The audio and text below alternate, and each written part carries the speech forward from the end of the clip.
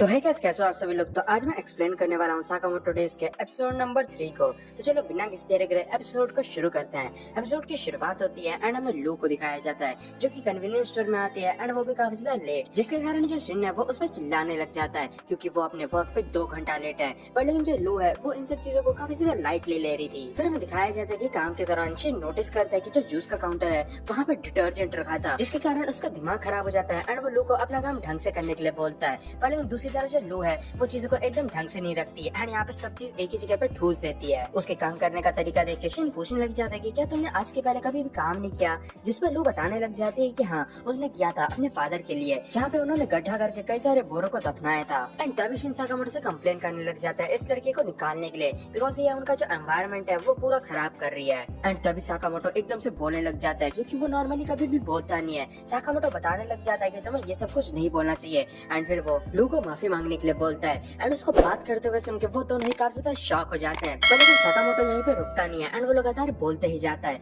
And उसको इतना ज्यादा बोलते हुए देख के शिन की तो एकदम फट जाती है क्योंकि आज से पहले उसने कभी भी उसको इतना ज्यादा बोलते हुए नहीं सुना। जो सुन के साकामोटो बोलने लग जाता है कि तुम तो काफी ज्यादा रूड हो, मैं तुम्हें मार डालूंगा। साकामोटो की बातें सुनने के बाद शिन सोचने लग जाता है कि ये पर्सन तो साकामोटो की तरह साउंड ही नहीं कर रहा।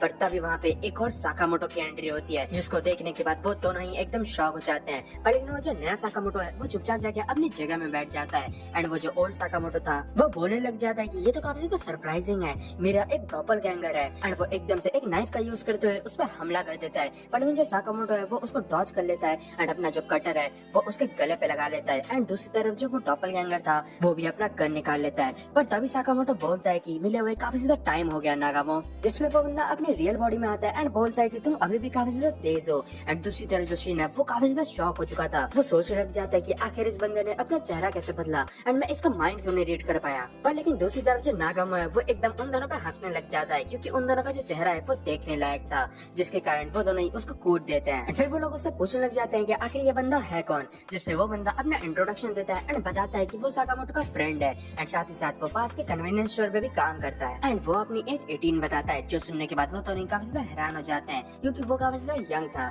पर लेकिन तभी साकामोटो बताने लग जाता है कि ये बंदा एक हिटमैन है एंड इसने मेरे साथ ही शुरुआत की थी एंड ये 27 इयर्स का है। जो सुनने के बाद अगेन उनका दिमाग खराब होता है एंड वो लोग उसे कूटने लग जाते हैं एंड फिर एक चेयर में भी बांध देते हैं। एंड उसके बाद वो बंदा साकामोटो के सर के ऊपर जो बाउंटी है उसके बारे में बताता है जो कि है 1 बिलियन येन की। जो सुनने के बाद उन दोनों को ही यकीन नहीं होता, जिसमें वो बंदा बताने लग जाता है कि कैसे जेएए ने इसको ऑफिशियली अनाउंस किया है एंड इसको रिलीज हुए ज्यादा टाइम नहीं हुआ एंड अब तक तो कई सारे असैसिन्स को इसके बारे में खबर भी लग चुकी होगी एंड वो लोग जरूर से इसके पीछे आने वाले हैं। एंड तभी वहाँ पे एक पिज्जा डिलीवरी आती है एंड उस बंदे का माइंड रीड करते ही जो शिन है वो काफी ज्यादा शॉक हो जाता है क्योंकि वो बंदा भी एक असैसिन होता है एंड वो भी साकामोटो के पीछे ही आया होता है। वो बंदा कुछ ज्यादा ही कॉन्फिडेंट होता है एंड एकदम से नागामो को हॉस्टेज बना लेता है। पर लेकिन जो साकामोटो है वो तो कोई रिएक्शन ही नहीं देता एंड उस पर ध्यान ही नहीं देता। पर लेकिन जो नागामोटो है वो बंदे होने के बावजूद भी एकदम से उस बंदे के पीछे आ जाता है एंड उसको चोक करने लग जाता है एंड वो उसको मारता उसके पहले ही साकामोटो उसको ये करने के लिए मना करता है। नागामो रुक तो जाता है पर लेकिन वो पूछने लगता है कि क्या तुम्हारा प्लान है इन सब चीजों से निकलने का, वो भी बिना किसी को मारे, क्योंकि अभी तो और भी आने वाले हैं एंड अगर इससे भी वर्स्ट बोला जाए मेरे अगेंस्ट।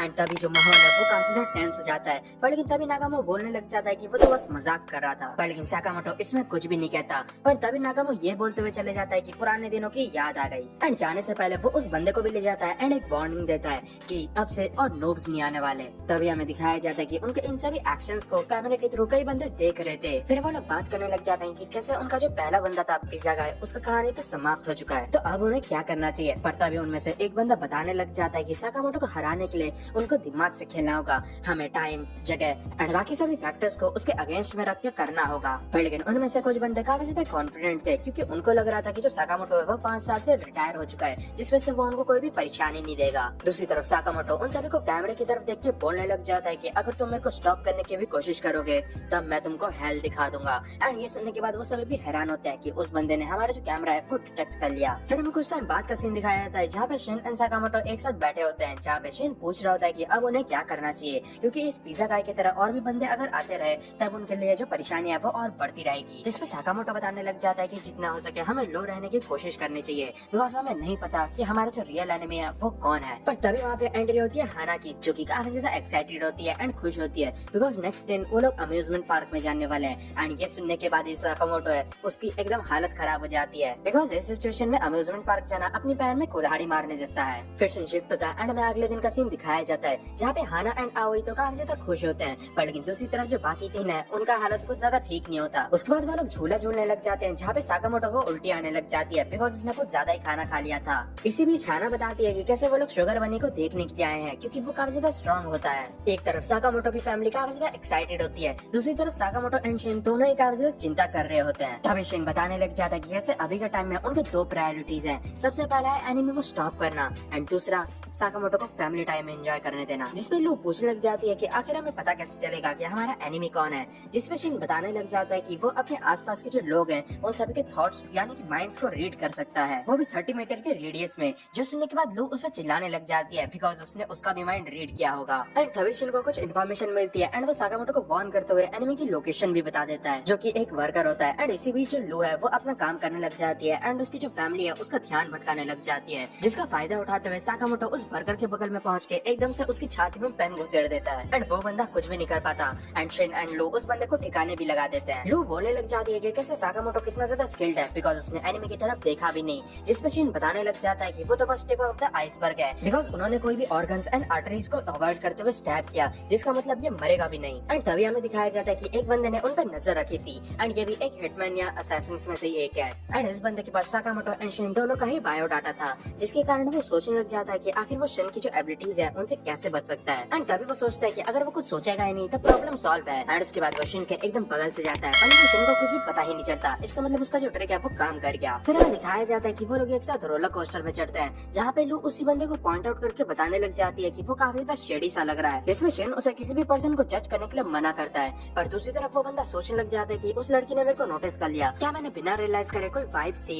एंड उसकी बात सुनने के बाद शिन भी रियलाइज कर जाता है कि ये बंदा भी साकामोटो के पीछे ही आया है, जिसके कारण वो साकामोटो को फोन कर देता है। एंड दूसरी तरफ वो बंदा भी अपनी गन निकाल लेता है एंड साकामोटो की तरफ शूट करता है, पर लेकिन वो अपने ग्लासेस का यूज करते हुए उस बुलेट को रिफ्लेक्ट कर देता है, जो देख के वो बंदा भी हैरान होता है कि ये बुलेट प्रूफ ग्लासेस का यूज कर रहा है। दूसरी तरफ शिन ने अपना सेफ्टी बार खोल दिया था एंड एकदम से वो जंप करता है हवा में, वो सीधा उस बंदे के ऊपर लैंड करता है एंड उसका सेफ्टी बेल्ट खोलते हुए एकदम से उसको लेके नीचे कूद जाता है एंड वो दोनों के दोनों ही ट्रैक पे लैंड करते हैं। वो बंदा बोलने लग जाता है कि तुम तो सही में पागल हो, पर लेकिन जो शिन है वो तो रेडी था फाइट करने के लिए, पर लेकिन वो बंदा तो अपनी जगह से हिल नहीं रहा था एंड चुपचाप खड़ा था, जो देख के शिन को समझ नहीं आता कि आखिर यहाँ पे हो क्या रहा है, क्योंकि वो उसका माइंड भी रीड नहीं कर पा रहा था। पर तभी एंड मौके में शिन एकदम से जंप करता है बिकॉज उसके पीछे से रोलर कोस्टर आ चुका था। एंड जब शिन हवा में था उसी मोमेंट में वो बंदा शिन पे हमला करता है, वो भी नाइफ का यूज करते हुए, जिनमें से एक को तो शिन डॉज कर लेता है, पर लेकिन दूसरा वाला शिन पे एकदम से कट लगा देता है एंड उस नाइफ में पॉइजन लगा था, जिसके कारण जो शिन है वो अपना बैलेंस खोने लग जाता है एंड साथ ही साथ वो ढंग से देख भी नहीं पा रहा था। एंड तभी दूसरी तरफ वो बंदा बताने लग जाता है कि तुम जल्दी ही मरने वाले हो, जिसमें शिन उसे बताने लग जाता है कि तुम कुछ ज्यादा ही सोच रहे हो,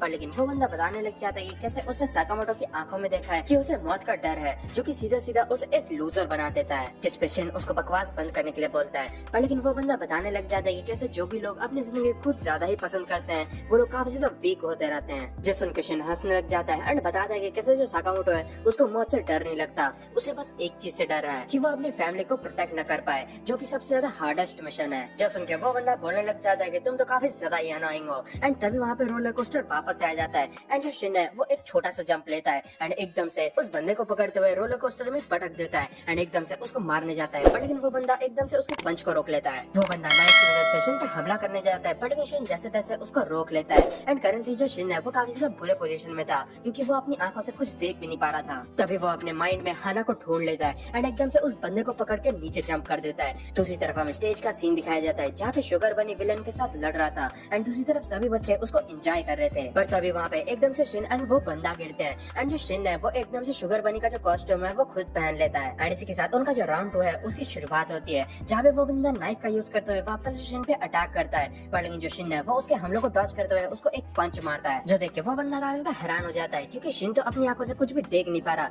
फिर वो डॉज कैसे कर रहा है उसके हमलों को। वो वापस से हमला करने की कोशिश करता है, पर लेकिन उसका कोई फायदा नहीं था क्योंकि जो शिन है वो उसको पकड़ के एकदम कूद दे रहा था। दूसरी तरफ हाना एंड आओई काफी ज्यादा खुश होते हैं क्योंकि जो साकामोटो है वो इस शो को कुछ ज्यादा ही एंजॉय कर रहा था एंड उसी में एकदम खो गया था, पर लेकिन उनको क्या पता असलियत में जो साकामोटो है वो शिन को सारे इंस्ट्रक्शंस दे रहा था कि आखिर उसे करना क्या है, जिनको फॉलो करते हुए शिन उस बंदे की धुलाई कर रहा था। एंड में साकामोटो शिन को ये सब खत्म करने के लिए बोलता है एंड जो शिन है वो उस बंदे को नॉकआउट कर देता है एंड इसी के साथ जो शिन है वो अपने मैच का विजेता होता है, जिसको कि सभी बच्चों ने काफी ज्यादा एंजॉय किया था। एंड इसी के साथ ये जो एपिसोड है वो भी खत्म होता है। तो गाइस कमेंट्स में बताना कि आपको ये एपिसोड कैसा लगा, एंड अगर आपको वीडियो अच्छी लगी है तो वीडियो को लाइक कर देना एंड चैनल को भी सब्सक्राइब कर देना। तो बस आज वीडियो के लिए इतना ही, मिलता है नेक्स्ट वीडियो में, तब तक के लिए sayonara।